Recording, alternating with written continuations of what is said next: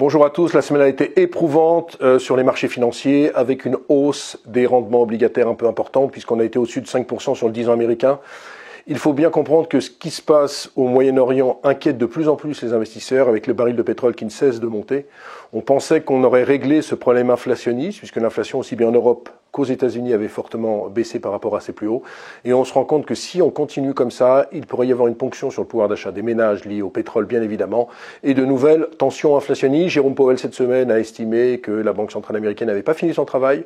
On pourrait encore avoir une ou deux hausses des taux, sans doute, aux États-Unis, ce qui déplaît fortement aux investisseurs et ce qui a poussé le marché vers le bas. Sur le pétrole, il faut bien comprendre que s'il y avait un vrai conflit avec l'Iran, ça pourrait occasionner de sérieux troubles. On estime que la production de pétrole en Iran, c'est 3 millions de barils par jour, et que 100 000 barils en moins, ça fait $1 de plus sur le prix du baril, ce qui veut dire que si on n'avait plus la production de l'Iran, il y aurait $30 de plus sur le baril.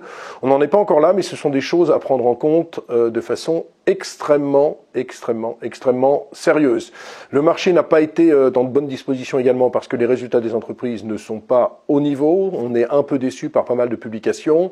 Par exemple, Renault, c'est très bon sur les ventes, mais en volume, c'est un petit peu moins bon. Ça n'a pas plu aux investisseurs. On a une déception toute relative, mais déception quand même du côté de L'Oréal. On attendait un petit peu mieux et le titre a également baissé. Et puis on a bien évidemment dans le monde des small limits beaucoup de déceptions sur des valeurs, par exemple, comme Obey, ESN, société informatique, qui a déçu parce qu'elle a revu en baisse aussi bien son chiffre d'affaires que son résultat opérationnel. Donc tout ça fait un tableau un peu noir pour les investisseurs. Le CAC 40 conserve une avance de 7% depuis le début de l'année, alors que c'est beaucoup plus compliqué sur le CAC Small avec un recul de 18%.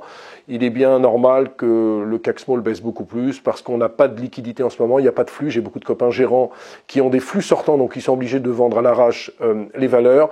Et deuxièmement, les publications des small et mid ne sont pas géniales en ce moment parce qu'elles n'ont pas ce fameux pricing power, cette capacité d'augmenter leur prix sans que la demande ne soit concernée, sans que la demande ne baisse. Donc en conclusion, semaine bien difficile, on monte fortement sur le pétrole, on remonte sur l'or près des $2000, on remonte sur les rendements obligataires avec notamment en Europe, j'ai oublié d'en parler, 205 points de base entre le 10 ans allemand et le 10 ans italien, on s'inquiète sur le budget italien. Et puis, on remonte bien évidemment sur tout ce qui est, je le disais, taux obligataires qui remontent fortement et les actions donc en pâtissent. On se retrouve quasiment au plus bas niveau depuis 6 mois sur les actions. On a perdu quasiment 9% par rapport au plus haut atteint et on ne gagne plus que 6% sur le CAC 40 depuis le début de l'année. À noter également, je terminerai là-dessus, que du côté des États-Unis, il y a une bonne surprise du côté de Netflix avec une très forte hausse. Par contre, c'est toujours compliqué du côté de Tesla qui a, vous le rappelez, une stratégie qui consiste à vendre beaucoup de voitures, mais beaucoup moins marché. Et ça, les investisseurs en ont un petit peu assez de cette stratégie. Voilà, excellente journée à tous. On se retrouve le week-end prochain. Merci beaucoup d'avoir regardé cette vidéo. N'hésitez pas à réagir dans les commentaires ou à liker et partager cette vidéo si le contenu vous a plu. Et pour ne rater aucune de nos prochaines émissions, vous pouvez vous abonner à notre chaîne et activer les notifications. Et pour plus de contenu, n'oubliez pas que le dernier rapport rédigé par nos experts est accessible en cliquant sur le lien de description. On se retrouve tout de suite dans les commentaires et je vous dis à très bientôt pour une prochaine vidéo.